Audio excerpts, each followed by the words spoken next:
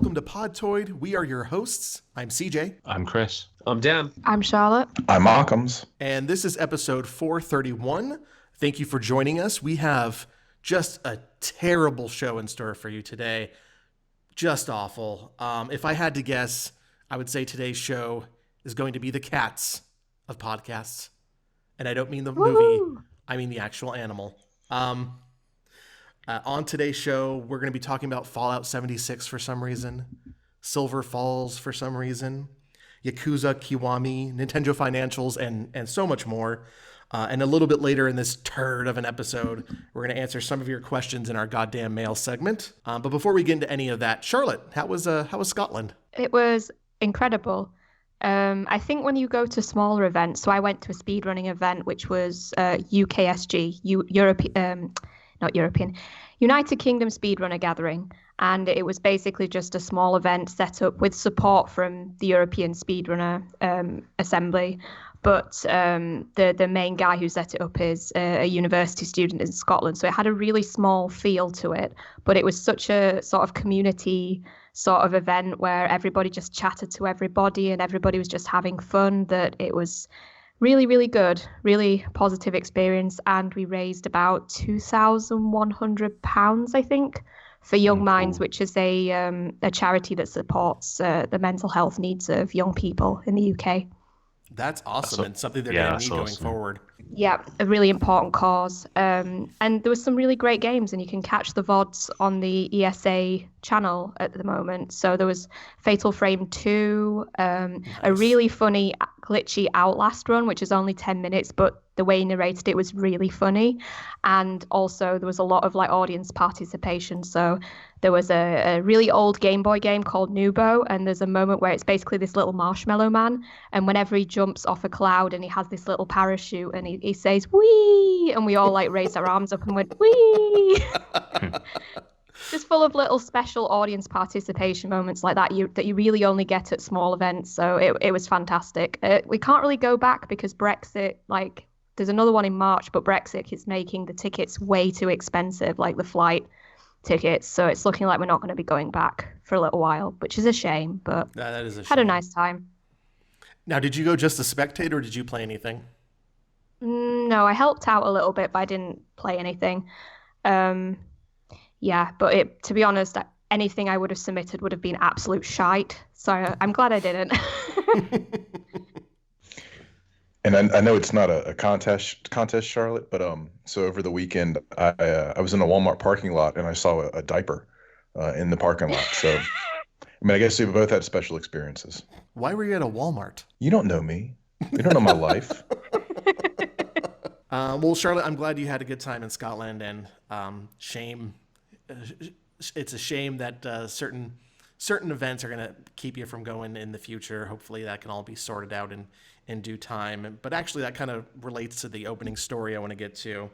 We have a lot of stuff to talk about with games, but before we get into that, I want to bring you the story of a real hero of a human being. And last week, I talked about the man who registered his emotional support beer. Great man, great hero for all of us. And this week is an equally great person who goes by the name of Josh Peters, because that is his name. So Peters is a successful YouTuber with more than 1 million followers and a channel that focuses on pranks, parodies, and other pretty general YouTube content. He was an Uber driver in a tank for a video. He's tricked influencers into promoting gravel. And I scroll through his channel. It's just a whole bunch of shit I wouldn't spend a moment watching because I have better stuff to do with my life. But hey, I'm sure the kids like it. But it's his last video that is absolutely worth watching. So rather than pranking celebrities or other YouTubers, Peters decided to aim higher with this video, targeting Katie Hopkins. And if you're from England, you absolutely know who Katie Hopkins is. But if you're from outside the UK and you don't know who she is, just imagine if Glenn Beck and 8chan raised a child together and you get her. She's just an awful human being and the perfect person to receive Peters' Campaign to Unite the Nation trophy, or as it was abbreviated right behind her throughout this entire video, the Cunt Award. Peters got a hotel, paid extras to be in the audience, and flew Hopkins out to Prague just so he could call her a cunt behind her back. Literally. And when you listen to her speech, you'll see that she absolutely deserved this award. I'm not going to play any of it on the show because I don't want to use this platform to spread that type of ideology. But let me just say that more people should fly her around the world to call her a cunt. Occams, you shared this story with me. Absolutely deserving of this award, right? Yeah. There's a saying that the children have now called big dick energy. And I don't entirely know what that means because I've seen it used in about 14 different ways, only 2 of which were sexual. But this feels like big dick energy to me. Yeah, that was the way he like, because in the picture that I saw, the one I sent you, the thumbnail, the cunt is spelled out like in a slide behind her, and the cunt is like a 500 font, and everything else is like a 2. It just looks so it's perfect. It truly is. And then when I of course I'm from the good old US of A, I didn't know who this lady was, and then when I read up on it, it seemed very fitting, very, very fitting. Yeah, this would be the equivalent of giving the cunt award to Richard Spencer in terms of Americans. Like, she is the British Richard Spencer. I think I have that name right. I don't know. He sucks. The punch him in the face guy. Yeah, exactly. Describe my PayPay pen and take a fist to the face. Big dick energy, I guess, is a great way to describe it. This seems like the video I were to retire from pranking on, because I don't know how you top this. I don't know how you top giving a horrible human being a cunt award and having her think that it's a real deal. So anyways, just wanted to throw that out there to quickly start the show off and just say congratulations to Josh Peters. You are absolutely Podtoid's Hero of the Week, and that's going to become a new segment here. I want to just really focus on these people, really sticking it to the man.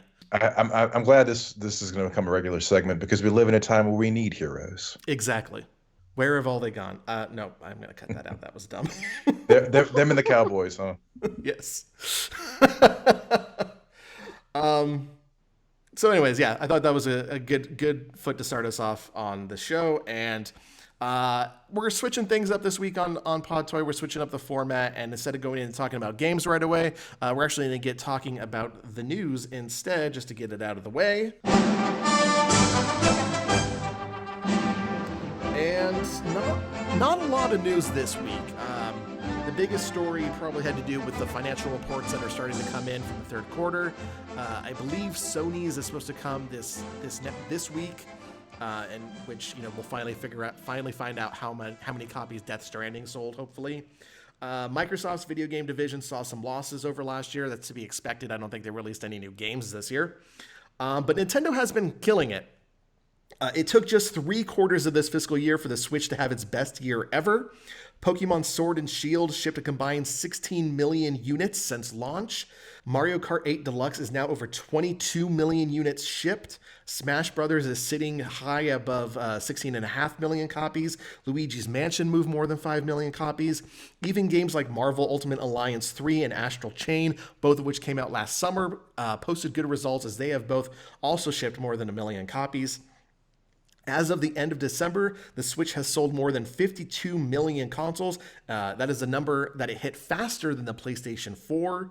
And the system pretty much has like less than a year before it is going to be up against the next-gen consoles, which will undoubtedly take over of the month-to-month sales and everything else. So I can only hope that Nintendo has a dynamite year ahead of it, as it's also confirmed that it has no plans to launch a new Switch model this year, though we've heard that before, and it won't be the last time we hear it. But I just want to find out from you real quickly, did anyone look at that Animal Crossing Special Edition Switch and really try hard to keep themselves from buying it? Because, boy, that thing is tempting. I didn't even try. I pre-ordered it. Yeah, it's absolutely fantastic. The only reason I haven't pre-ordered it is because my phone has started to die, and I don't know if I'm going to have to buy a new phone. So it's just like everything's thwarting me from getting a Switch. Why? That is a shame. But it is beautiful. And I think I've also seen some third-party controllers, like pro controllers that are like Animal Crossing designed as well, or is that Nintendo as well? But those are really good looking as well. It's going to be third party. I don't think Nintendo has released a special edition first party Switch Pro controller. You have the Power A company that has released everything like the Diablo 3 controller, the Doom Eternal controller that they just revealed, I think last week, and it looks very boring, but they're generally the ones doing all the special edition controllers. They work nice. They're really great units, and they have the programmable buttons on the back that is just a godsend and needs to be the standard for controllers going forward. But yeah, not official Nintendo, just officially licensed from Nintendo. I think it was, I might be wrong here, but didn't Brett say something along the lines of, like, he thought it was so gorgeous that someone should buy it for him? I think he says that every single time something with Switch that he wants to buy is shown off, because he'd probably play it for 5 minutes before going back to Rocket League anyway, so. You are listening to Podtoid. Let's go ahead and move on and actually now get talking about some games that we do like or maybe don't like. And we're going to start with Charlotte, who you've been diving into Yakuza Kiwami, eh? Yeah. A. So I think I've described this a bit a couple of episodes ago, but I played Yakuza 0 and I loved it. I had played Yakuza Kiwami before, but I didn't quite get it. And it's kind of safe to say that now that I've played 0, I get Kiwami. It is a different kind of game to Kiwami, though, to 0, though, in the sense of 0 is kind of you're playing as two young guys who don't have many responsibilities, and maybe they get more responsibility as the game goes on, but they're just, cutting loose and having fun for a lot of it. And a lot of the mini games are really sort of frivolous and, it's just it can just be having fun in Tokyo, like fictionalized Tokyo simulator if you want it to be. Mm-hmm. Whereas Kiwami seems a lot more serious, like you're looking after a child, and that makes it more severe and serious as a game. And having played a little bit of 5, like in 5, you are when you're playing as Kiryu anyway, you're a complete outcast, and basically you're just trying to keep your head down and not be spotted by anybody. And I feel like there's a bit of that creeping into Kiwami, and there was a little bit in 0 as well, because there was points in that game where you were hiding from factions of the Yakuza. But in Yakuza Kiwami, it feels a lot more you're less wanted in the city. You don't have as much not the freedom of being a young guy. You've just been released from prison, I think, for 10 years. So you're an older guy now not older, but like you're in your mid-30s as opposed to being 20.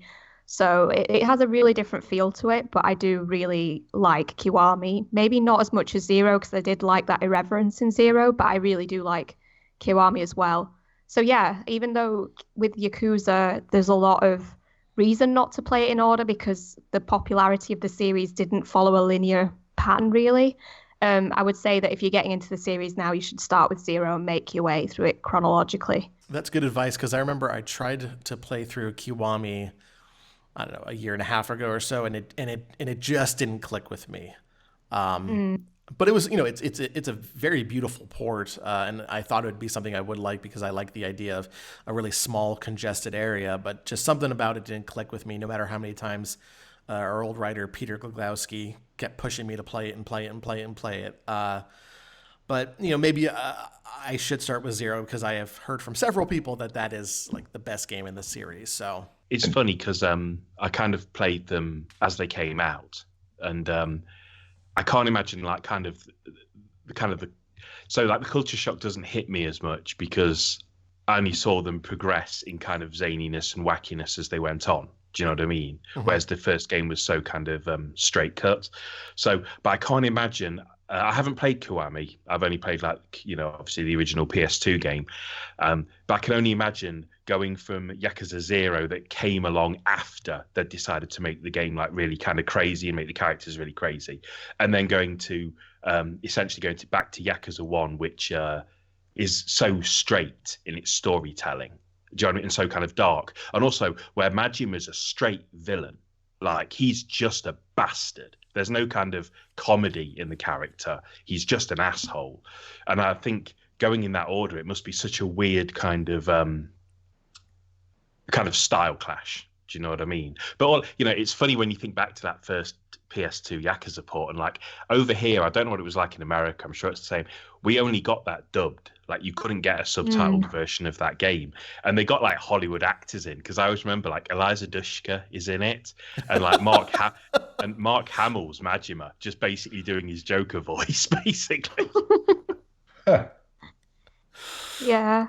I mean, I've not actually looked at the dubbing. I mean, this is going to be a game that I do for Kena Rinse later on in the year, so I'm definitely. And there's one of the cast members is playing the original Yakuza instead of Kiwami, so I need to look at some YouTube footage of the dubbing.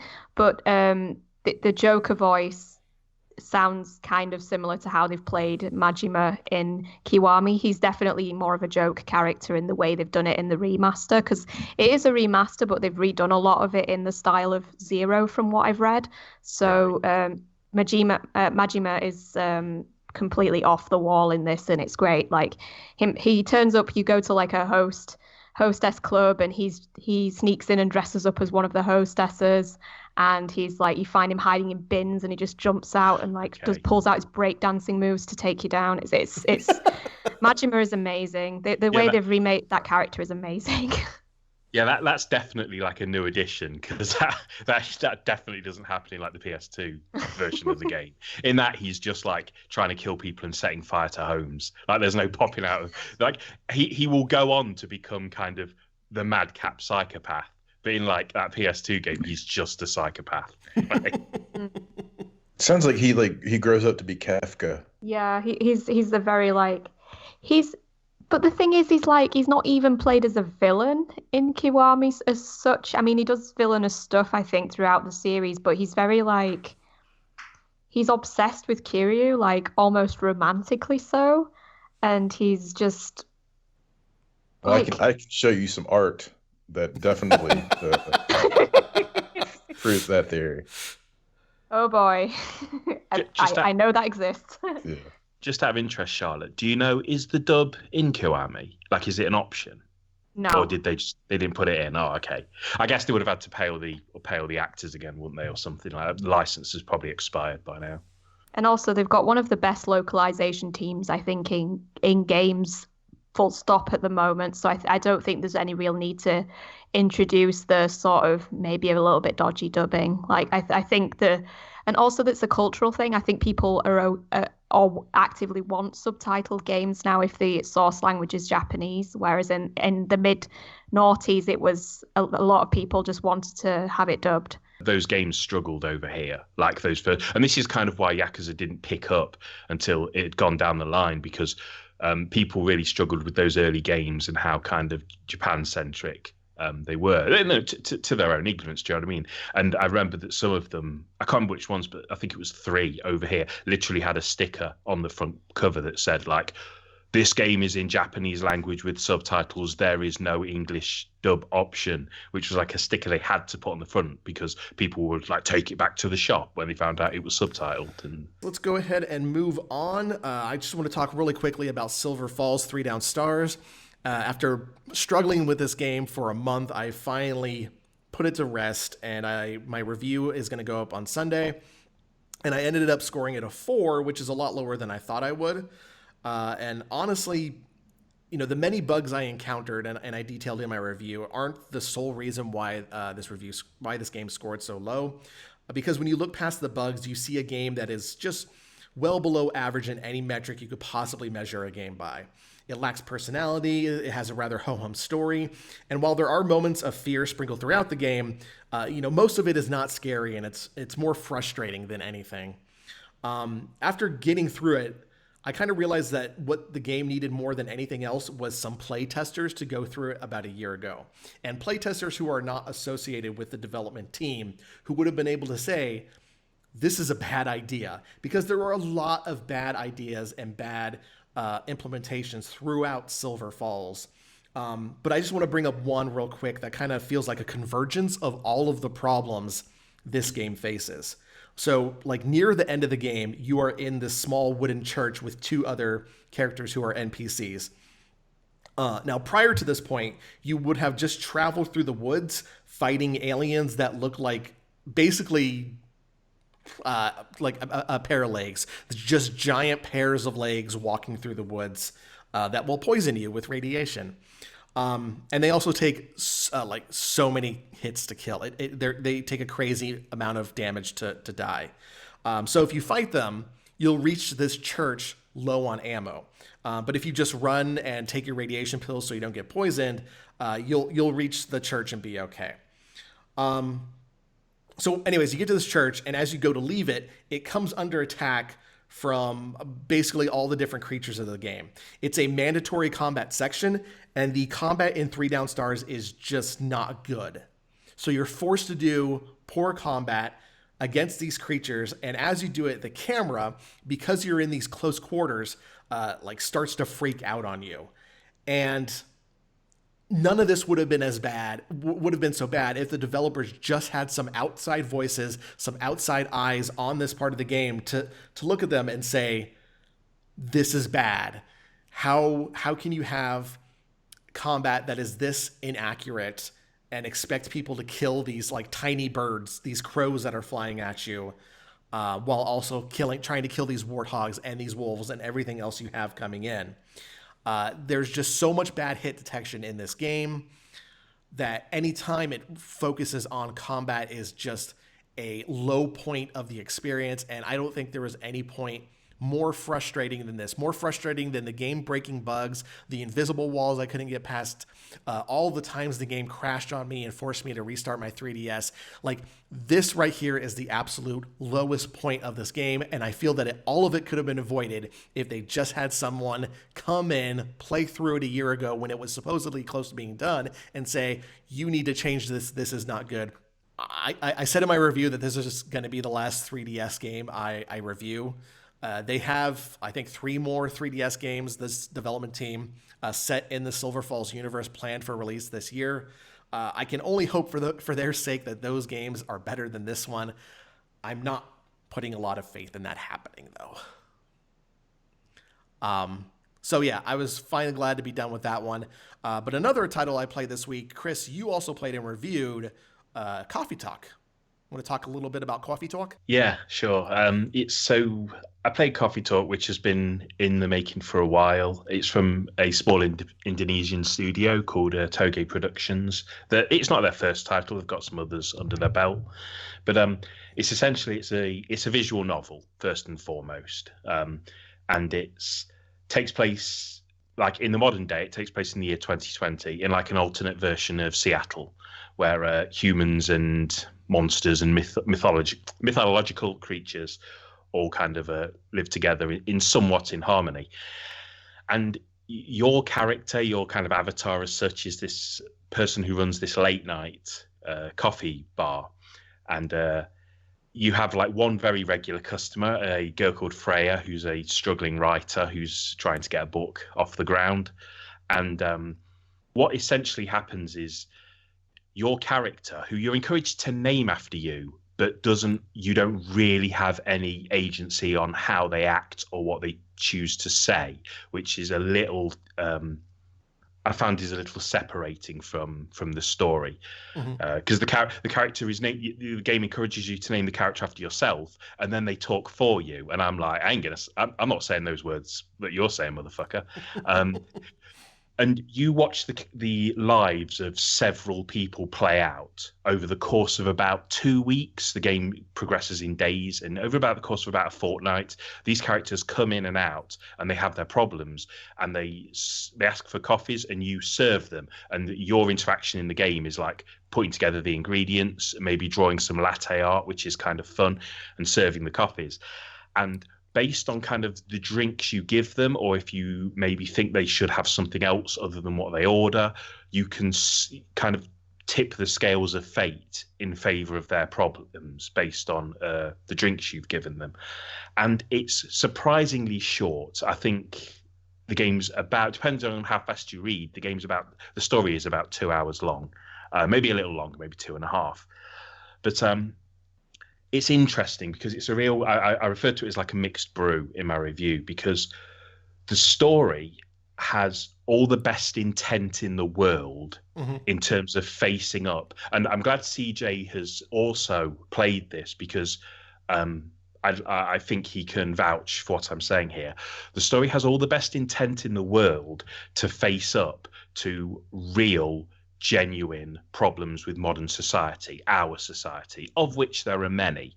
And Coffee Talk is very much about referencing those problems. The problem is, it has this shopping list of really important issues of which you could write a single book covering each of them, and then attempts to converse on them in the space of this 100-minute, 120-minute story. And this shotgun approach to these really life-affecting issues means they all come across as painfully shallow. Can I get an amen? Yeah, amen. There are maybe 2 issues in this game that get the depth they need. But as you said, the problem is that there is a shopping list of issues the developers wanted to cover, most of which only get a mention. And sometimes it's just a passing mention. So very briefly, and I'm not because I said in my review, and it's very hard to talk about this stuff, especially, I'm running off the top of my head here, so I want to make it clear. I think these are all important issues. I think we should be reminded of them. I think we all can always do with the reminder that we need to be better as a people, now more than ever. But in a really scant story, Coffee Talk covers racism, sexism, glass ceilings, interracial relationships, climate change, predators in the showbiz industry, social anxiety, workaholism, illegal immigration, crunch in the AAA game industry, the bankruptcy of privatized healthcare, and the lack of opportunities for post-war veterans. And it does it sometimes just sentences apart before waving it aside and moving on to the next subject. And it even kind of dabbles in a couple of things like gun control and stuff like that.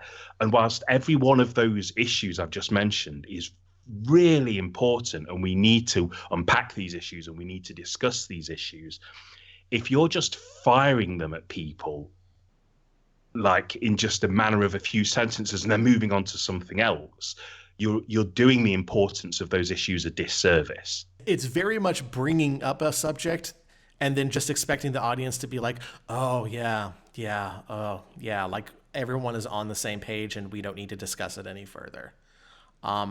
There are things that I do like with the game. The artwork is spectacular. Yeah, it is. Every character in this game is made for shipping, as I told you in Slack. And as I commented on your review, if Tumblr was still around today, oh, the porn we would get. And then the music is really good. And also, it's a really accurate depiction of Seattle. As someone who used to live in Washington, it's always raining there. There are tons of people out on the streets at night. The only difference between the real Seattle and this Seattle is that in the real Seattle, all of the mythical creatures stay on their side of town. They don't come to the human side of town. Come on. But other than that, I think you hit the nail on the head exactly with everything that they tried to approach in it and the failure of execution in doing that. And it's worth pointing out that once you finish the story, you unlock a couple of modes that genuinely are very good. There's a free brew mode, which is essentially a lab where you just try to fill out the menu by experimenting with this list of ingredients, so like gingers and milks and nutmeg and coffee and chai latte tea, and you experiment with these and you try to unlock all these drinks on this list. And there's also a challenge mode where against the clock you just have to make as many perfect orders as possible from name only. So people will come in and be like, I want a lemony snicket, I don't know, and you just have to know what that is and make it, and then for every order you get right you get a time bonus, and you got to just keep the orders going as long as possible. That's great. There's some really good characters in there, this girl Freya, there's this werewolf called Gala, and this alien called Neil who's very, very funny. Yeah. But and all of that stuff, and there's some cool jazz music going on, and I genuinely kind of cared about these characters, but unfortunately, as a visual novel, the spine of it is the writing, and I don't think the writing holds up. It's a noble effort, but it hasn't got it doesn't have the breathing space to tackle some of the most important issues that face people who just live in modern society. And maybe it has the room to take on one of them, like Papers, Please has done this in the past. The Missing has done this in the past. But a 2-hour story covering everything that's wrong with the world, it was just never going to work. Okay, let's go ahead and move on to Occams, who has been playing. Now, have you been playing Bloodstained or have you been playing Symphony of the Night? I've been playing Rondo of Bloodstained, Ritual of the Symphony of the Night, which means I've been playing Bloodstained. Gotcha. Ritual of the Night. But it's all those other games too. Now, which system are you playing this on? I'm practicing my gravelly voice. God damn it! Don't interrupt me. Sorry. PS4. Okay. All right. So I've never played a Metroid game or Metroidvania, Castlevania, whatever it is. Never played one of those before. And I'm kind of in between games. I'm super thrilled to play. So I was like, I'll try this out. And I'll give you my thoughts on it so far.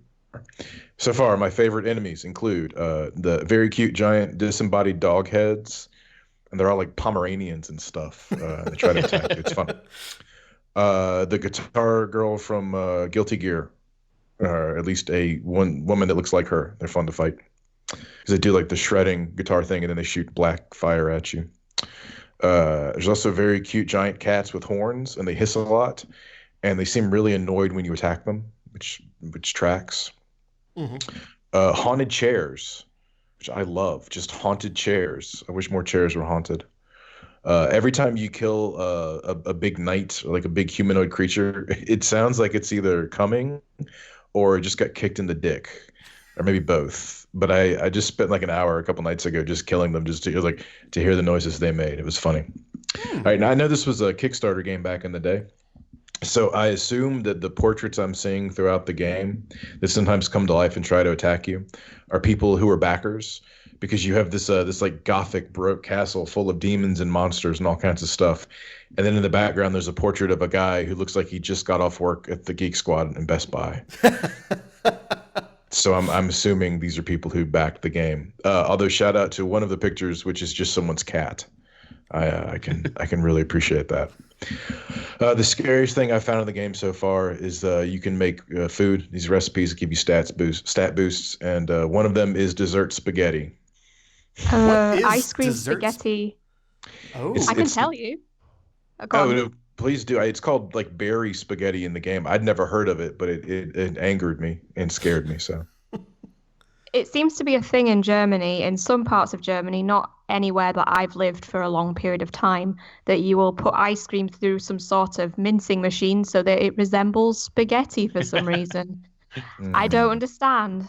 Like, they like to sculpt ice cream into other foods. I don't get it. That's cool. I like that. No, I don't like that. I guess you'd have to eat it real quick, because if it's super thin and super stringy, it's gonna surely that just melts in like seconds.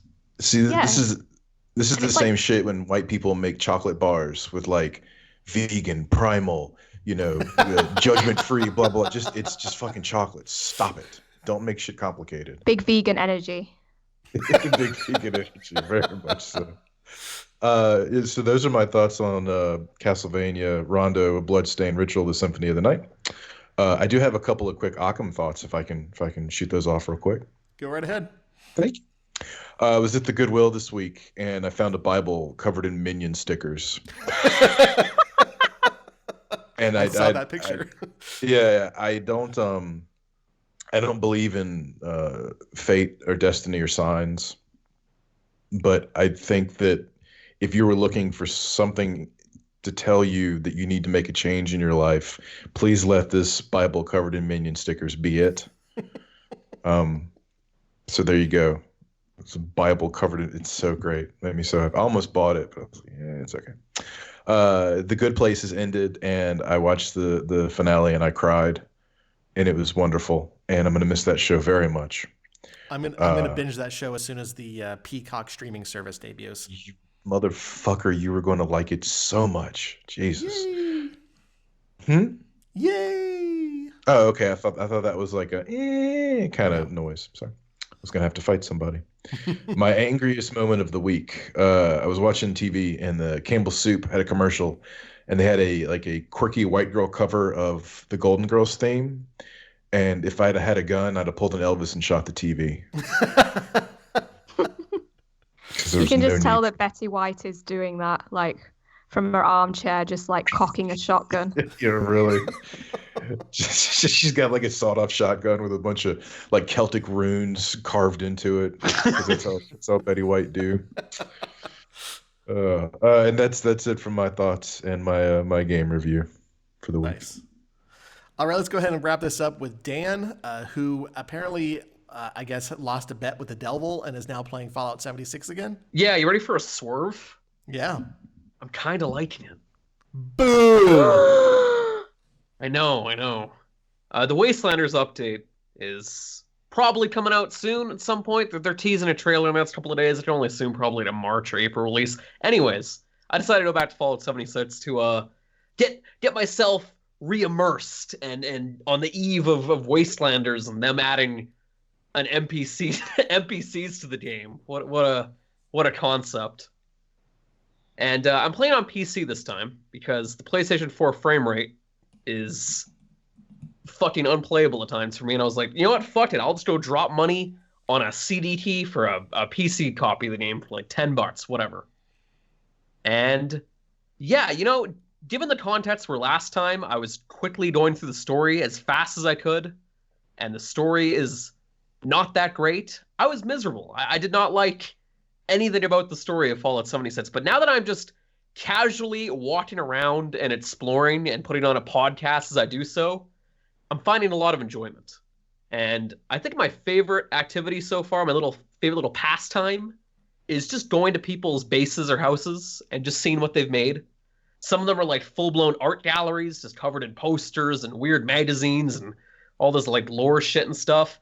Or sometimes I just stumble into a room with a giant chair in the middle and a rod sticking out of it, and it says Todd's Rod, and the whole room is also covered in spikes, so if you sit on it, you'll then quickly die sitting on Todd's Rod. So I also made a haunted chair as well. I'm sure Occams would be a big fan of that. Yeah, definitely. And the community in the game is also extremely friendly. Like, people will just come up to me, they see my level, and it's, like, really low, and they're just giving me shit. They're just dropping guns on the ground and like, hey, man, need help or anything like that? I'm just like, hey, I'm good. Everyone has been extremely friendly. To a point where, like, I'm curious, like, are these people just desperate for new players? Are they waiting outside of the vault? Yes. Looking for some new person to get into the game or whatever? It's something. The last time I played it, I had that happen where I was just wandering around, and this giant suit of armor with like glowing weapons and shit walks up, and out of it comes the voice of like an 8-year-old boy who was like, "Hey man, what's up? You need some help getting through stuff?" And I was like, and I was very drunk at that time, by the way. I was like, "Yes." And he just walked me through these high level areas and just, hey, you can't use this shit, but take this. It's just like a laser chain gun. I'm like, that kid was so sweet. And he tried to friend me, and I declined it because I could be his dad, like age wise. So yeah. You know Also, what this tells you me? could just be his dad. This tells me that we need to do something radical for socialism to take root. Like, we need the downfall of mankind for anybody to ever vote in any sort of socialism, because that's when people start offering up their shit to other people. Hell yeah. Mm-hmm. But there's still some like obvious issues. Like, the world feels empty, and I mean that in very literal sense. Like, there are only like players to find. And the thing that's weird about it though is you're finding like dead bodies everywhere, like dead raiders, dead settlers, dead super mutants. Just dead bodies everywhere, but nobody is ever alive. So if you ever stumble on on a side quest that's a series of holotapes, you just automatically assume the worst, because like, yeah, everyone's dead. No shit, Yes. I'm just gonna find a dead person. Yeah, There's every no fucking people. quest. That I got the same thing. I got so bummed out doing these quests because it's like, oh well, they're all They're dead. all tragic. Everyone's Yeah. doesn't matter. What's the happy ending? We starved to death. Well, fuck you then. It's bumming me out, man. And I'm very curious how the Wastelanders update will like integrate NPCs. My dog is whining outside my door, by the way. Anyways, like add NPCs to the game and how they'll fit that stuff in with this stuff that's all tragic and everyone's dead everywhere. It's really weird. I'm sure it'll be implemented just as smoothly as that season pass that they or subscription service they don't even get implemented started on that. several months ago. I remember pleading, just like hoping, like, oh, give us unlimited inventory, because this inventory limit is maddening because there's so much scrap you got picked up in the game. They still haven't done that, but they did add it for the premium sub service. So you could subscribe to their dumb little service to get unlimited inventory, which is fucking awful.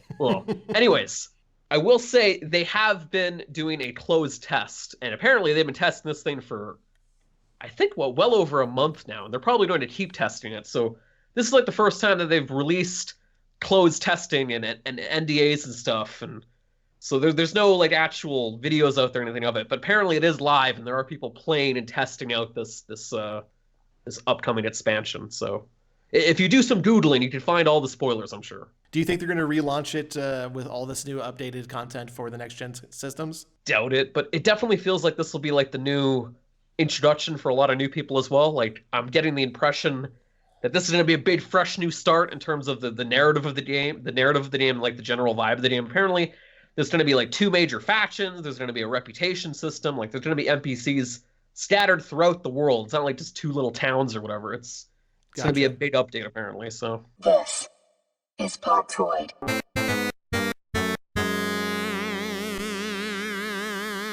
All right, that is it for games, which means it is time to answer some of the community questions. That's right. Let's open up the goddamn mail. Here's the mail, it never fails. It makes me want to wag my tail. When it comes, I want to wail. Goddamn mail. We posted a story online on Saturday asking for your questions, and here are some of the questions that we got back. And we're going to start right now with user 152154, who wants to know what is the best way to pick a game and settle in. They said that they sometimes have trouble getting into a game and quickly give up on it not too long after to go back to something they already know that they like. The example they used is they go back to solitaire. So does anyone have any tips here on what they do to picking a game and really getting settled in so they don't give up on it so quickly? And Occams, let's start with you. Yeah. So I think a really good example is the Rondo of Blood of Castlevania, Night of the Symphony of the Orchestra of Doom. I like the Metroidvania type games aren't really my bag. I appreciate them on paper, and I certainly like the aesthetic of them. But I was just like, I'm gonna try something new, and I'm gonna stick with it for a minute. And I'm at a point in my life in terms of gaming to where I don't want to. Like, I'm not going to give 20 hours. I fucking hated it the whole time. No, I got nothing to prove to anybody. But I was like, I'm going to give it like a good 3 hours. Get past the beginning part, whatever tutorial, whatever story bits start out, and just see if you can find a happy place in there that you appeals to you. So my suggestion is sometimes you just have to say, I'm going to play this game. I will give it X amount of time. And if it's good, I go with it. If not, I'm going to play something else. But just you have to just kind of sit down, hit play on the damn thing, and just start. And that can be really difficult. It's like trying to pick something on Netflix or the Hulu where you can scroll through 500 things, and eventually you just got to fucking hit the X button and just start watching it. So I just think it's about giving stuff a fair shake. And then, but at the same time, we're all busy people. So I think if after a few hours you're just not getting into it, then you just there's no shame in just dropping it for something else. I would say, though, not having a backlog helps. I think if you have an endless amount of games to choose from, it becomes easier to hop from one to the other and not make a concrete decision on what you want to play. That's 100% true. All right, our next question comes from May Cause Cancer. They want to know, did you ever buy a game for a console you didn't even own? I bought my first 2 Nintendo Switch games months before I got my Nintendo Switch, and currently sitting on my shelf are 3 Burger King Xbox 360 games, and I've never owned an Xbox 360. So yes, I have. Dan? Yeah, I bought Infamous Second Son for the PlayStation 4 before I even got a PlayStation 4 because I wanted the Steelbook, and I knew I was going to get one eventually, so... Charlotte? No, I was like, why would you do that? Having said that, I've sort of done that in the sense of I've been buying a lot of Wii games lately, well, a couple, and I do have a Wii, but I don't have controllers for it. But my boyfriend does have a Wii and controllers, so it's basically those are the games that I will play when I'm over at his. So I guess that's kind of, but not quite. Like I can't play them at home at the moment, but no, I would. That is nuts. Why would you do that? To get the special edition. That's why I got the Legend of Zelda months before I got my Switch, because I wanted. Are you like Mr. Moneybags or something? I have other things to spend my money on than games for consoles I don't even own yet. Like I could buy other games that I do have the consoles for. I just can't. My brain won't do that. I have a trash brain, so sometimes it has advantages. Well, to be fair, when I purchased that game, this was back when I didn't have internet access for my consoles, and all I owned was a PlayStation 4 and Wii U. Obviously, I wasn't going to buy any games for my Wii U outside of The Legend of Zelda, which I did end up buying and reviewing. But then also, my PlayStation 4 options were quite limited, so I did have a surplus of money that usually would have been spent by then. But also, yes, I am Mr. Moneybags. Chris? Yeah, fucking loads. Absolutely loads. I've had Atari Lynx games when I've never owned an Atari Lynx, Game Gear games. I had like a whole load of, at one point I had like a bunch of Wonder Swan titles and some PC Engine cards. And although I did eventually own a Wonder Swan at one point, I don't think I ever owned a PC Engine. I had a load of Japanese Famicom games when I never had a Famicom, and I even had like some home computer stuff for like the Sharp fucking X68000 or whatever the fuck it was. I had a margarine tub, old school margarine tub full of like Vectrex cartridges at one point. This is all part and parcel of spending 10 years working in video game stores, basically. I've also never owned a Mega CD, but I had a whole bunch of Mega CD games that I bought from a shop specifically because I found out the shop was just going to throw them in the bin when it closed. So I was just like, I heard about that from someone, and I just went down and bought all these Mega CD games because I was like, you're not throwing these in the fucking bin. So I bought them all for like 50p each off someone. I didn't have a Mega CD at the time. I think I even had a Laserdisc at one point that was like a Laserdisc of like Mad Dog McCree 2 or something like that. And I didn't have a Laserdisc arcade, obviously. So, yeah. I think Chris has this all beat, but Occams? I've bought games, kind of in Charlotte's situation, where I bought games that for friends had the system, and I'm like, I'll get that game because we're all going to play it. And then a lot of games after the fact, like I've been to the Goodwill and been like, yes, I'm going to buy this Sega CD game. Shits and giggles. It'll be a fun artifact to sit on the shelf. That's why I got the Burger King games. Amen to that, brother. Our next question comes from Torch. They ask, you are required to do a 1v1 against another person. What is your go-to game to help you win? And it does not need to be a fighting game, though I imagine for Chris it would be. No, it's Cluedo. Like no one's beaten me at Cluedo. It's that simple. Like I've got that game down to a fine art. Like beyond just going around the board and guessing. Like I can write a mathematical formula for how to win at Cluedo. WWE 2K20, I'll pick Hulk Hogan and I'll politic my way into the victory. Just simple. I'll just go, brother, I'm going over. It's done. It's decided. Also, you're probably going to win that because nobody else in the world bought it apart from you. Exactly. I'll pitch the one game that nobody in the Destructoid community or in this very call will ever want to play. I would go with the Simpsons Road Rage, which is that Crazy Taxi knockoff, because I played that game every day for my freshman year in college, or maybe it was my sophomore year. I can't remember. One of the years I played it basically every single day.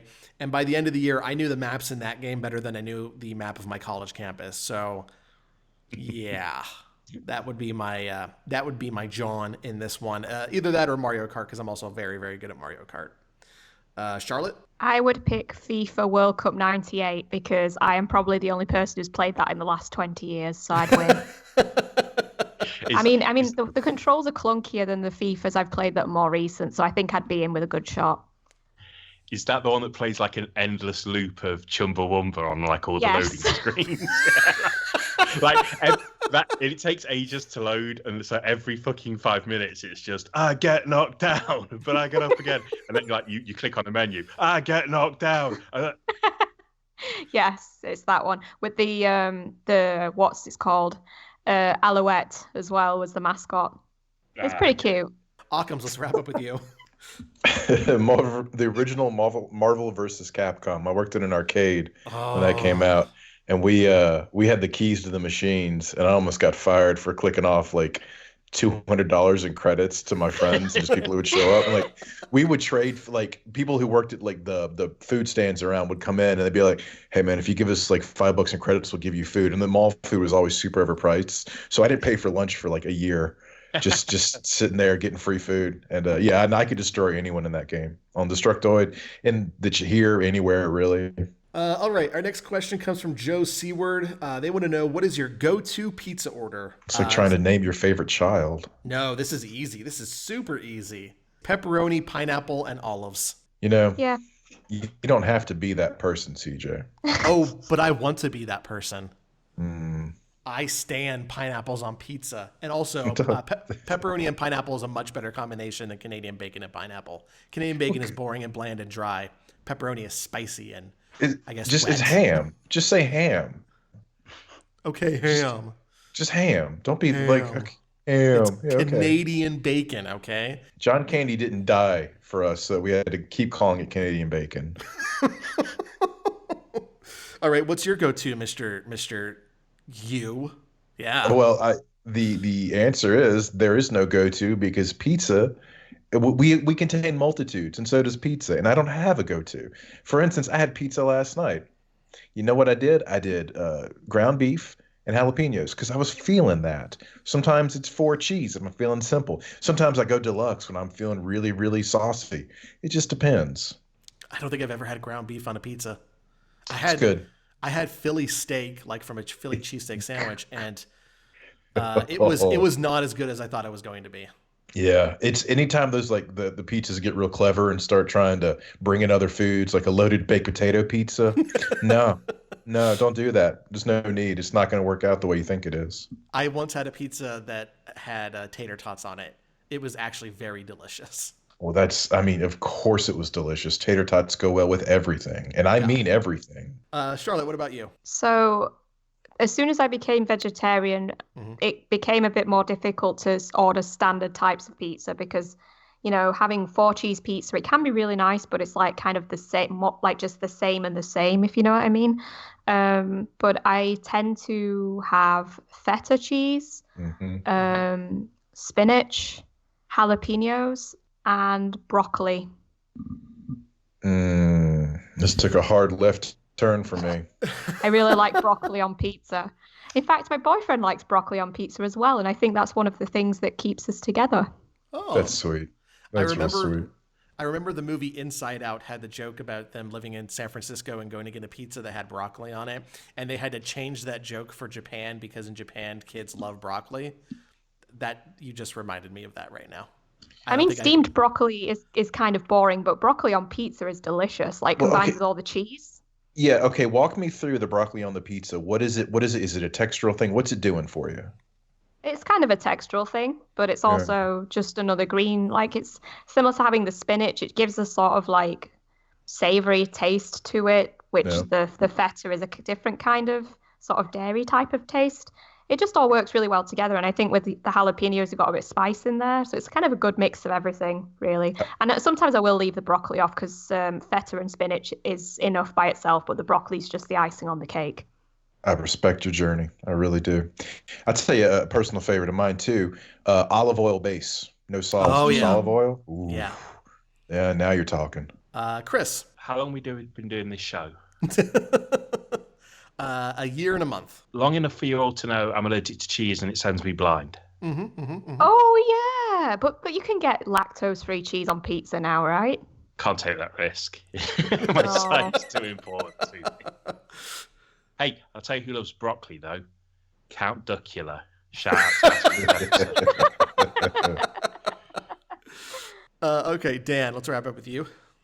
I'm pretty boring, just pepperoni. And if it's like one of those like pick 2 toppings deal, I'll find like a different type of pepperoni to put in with the pepperoni. Yeah, that is pretty boring. Although I love pepperoni. I mean, it is a classic for a reason. Yeah. Although Well, there's a place said go-to, so that's my go-to. there's a place in town that does pepperoni, and it's not like the discs. They take like a log of pepperoni or whatever its original form, and they shave it off. So it's these long shit. strips, and they kind of char grill it a little bit, and it is fucking fantastic. That does sound fantastic. Yeah, it's the best pepperoni I've ever had. There's a chain of pizza places out here, not anywhere near me, unfortunately, called Mountain Mike's. And their pepperoni is like the tiny little pepperoni discs that when are cooked get so perfectly crispy that it is hands down the best pepperoni I've ever had. That sounds amazing. Yeah. It's also super expensive compared to any other pizza joint. Like $30 for a pizza. Ooh, yeah, that's like our place too. Yeah. Next question comes from Limo Maker. They want us to choose one game that we would like to see made into a TV show, and if we have any ideas of who should play the lead characters, write, direct. Chris, let's start with you. I don't know. Final Fight. Oh, it's always Final Fight. It's always Make Final Fight into everything. Yeah. And Occams, you can be Hagar. Oh, thanks, buddy. Yeah.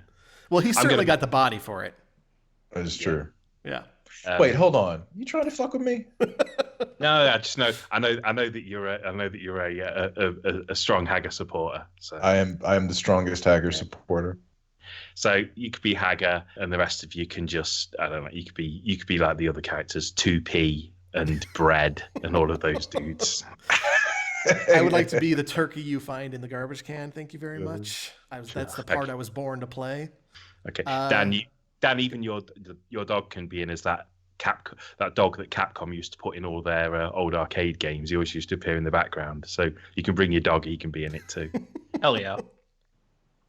Occams. I had to think about this one for a while. I'd probably go Rule of Rose with Helen Mirren and Betty White. Just playing every character. Probably directed by, I'd say, David Fincher. Yeah, and that's as far as I got because you start thinking writers and stuff, and I can go off a deep end. But yeah, that's my answer. I would, and I unfortunately don't have a funny answer, but I would go with, just because this game has been on my mind all week because they just had the limited run physical edition go up for pre-order. But I would like to see a 2-episode TV event centered on the missing J.J. Macfield and the Island of Memories. I think that would be horrific to watch. Obviously, it'd have to be on like HBO or some of the streaming services. And as for who should play the main role, there's an actress. Her name is Michelle Henley. If you know who she is, and if you know the story of JJ of the missing, then you know that why she would be the perfect person to play that role. I think that'd make like a genuinely great atmospheric television show. But as you say, if they kind of kept true to the style of the game, that might be a pretty horrifying NC-17. Like, yeah, we can't show this on non-paid TV show. Basically, yeah. Because that game is fucking violent. It is. Charlotte? I would like to see Crash Bandicoot acted by the entire cast of the Australian soap opera Neighbours, except for they're just wearing really terrible costumes, and it's barely like you can easily tell it's just the cast of Neighbours.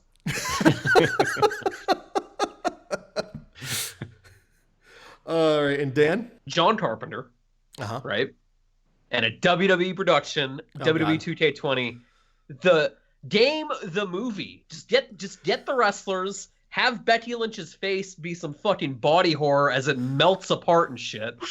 I'd be all about it.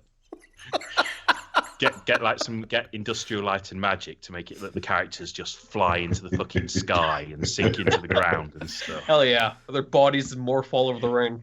But they have to have like the actual the noises of bone snapping and muscle tearing when they do. Exactly, yeah. All right, our next question comes from Benix. I hope I wrote that down right. If you have to take an extended break from a game, like for 2 weeks or longer, are you able to go back and pick it up where you left off? Dan? Back in the day, like prior to having like a job and shit, absolutely not. I would get confused. Well, what am I doing? And then I just restart the game. Nowadays, I don't have a choice. I have to continue from where I left off, and that's going to be the case with Death Stranding. I haven't played that in over a month now, and I'm dreading going back and going, oh fuck, I gotta fumble through through these controls again and stuff.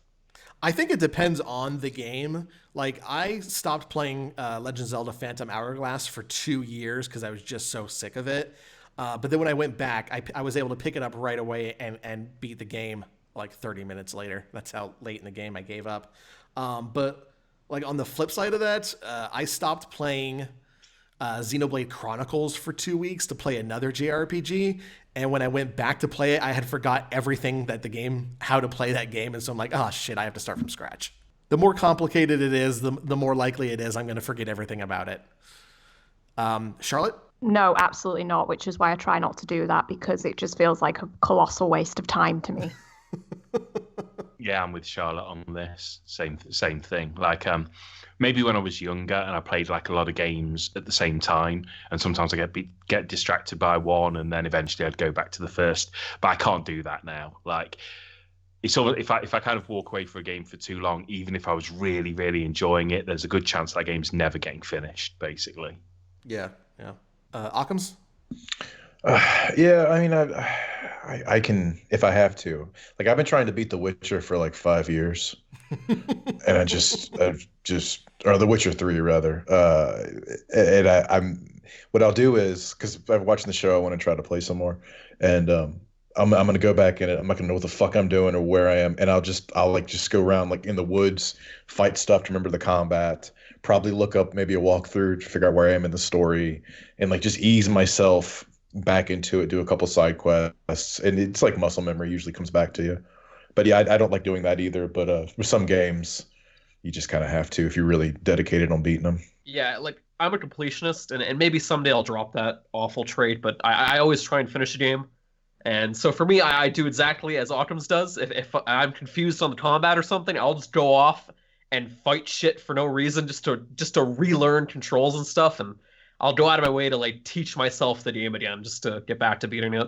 All right, our final question today comes from Riff Raff. First of all, to our non-American hosts, do you know who Orville Redenbacher or the Purdue Chicken Guy is? I know who Orville Redenbacher is, but I don't know who the other. Yeah, I don't know the chicken guy, so. Hell, I don't either, and I'm in the States. He was just like the old white guy CEO of Purdue Chicken, which is one of the chicken companies we have out here. That like he was the first person to advertise his chicken by himself, and so it was kind of like putting a face with the brand. And the question is, who would win in a fight, Orville Redenbacher or the Purdue Chicken Guy? But if nobody knows who they are, no, I think it's fair. I think I'll go with the Purdue Chicken Guy because like I always like an underdog. And considering I don't know who he is, I'm going to class him as the underdog. So I'm going with that dude. From parts unknown. Purdue Chicken Guy. He's got to have a name. I like the fact that we don't even know his name. We just like... Purdue he's the guy from that chicken company. Yeah. Not the Colonel, the other one. Such good shit. I would say it's a tough call because Orville Redenbacher has the popcorn, which is carbs, which is energy. But the Purdue Chicken Guy has the chicken, which is protein, which is strength. Oh, so that guy's going to be fucking buff, yeah. But I have to say, I think Orville Redenbacher will have the energy from eating all of his popcorn to last longer than Purdue Chicken Guy. All right, for me, I'm going to go Orville Redenbacher just because I know Orville, I know his strengths. But what happens is after that match, Jimmy Dean of Jimmy Dean Sausages shows up and shit just gets brutal. I mean, it's just an ugly knockdown, drag out fight. There's no quarter asked for, no quarter given. I think they kill each other in the ring. This is the celebrity death match we never got. Mm-hmm. Dan, you have an answer for this? Or fuck, I don't care. Yeah, same. Okay. That is it for the goddamn mail. Here's the mail, it never fails. It makes me want to wag my tail. When it comes, I want to wail. Goddamn mail. So we are just about out of time, but before we go, Occams, do we have a community shout out this week? We do. We got a twofer. First Okay. up, we got Kyle Yadlowski. Oh, I hope I got your name right, Kyle. He does a library book of the day, picture and hashtag, where I think he actually works in a library, and he posts just little passages from books he finds, and they're always strange and fun, and they make me very happy. So shout out to Kyle. He's a good dude. He's a very good dude. And then a returning community shout out, Philkin7. He taught me 2 new terms with a post a little while ago. Ham candle, and something I really want to get tattooed in like a gothic font across my neck, Queef Chapel. So ham candle and Queef Chapel. Thank you, Phil. From the bottom of my goddamn heart, thank you. On that note, on behalf of Chris, Charlotte, Dan, Occams, and myself, thank you for listening, and don't forget to subscribe on iTunes, Google Play, Spotify, Podbean, or the Destructoid YouTube channel.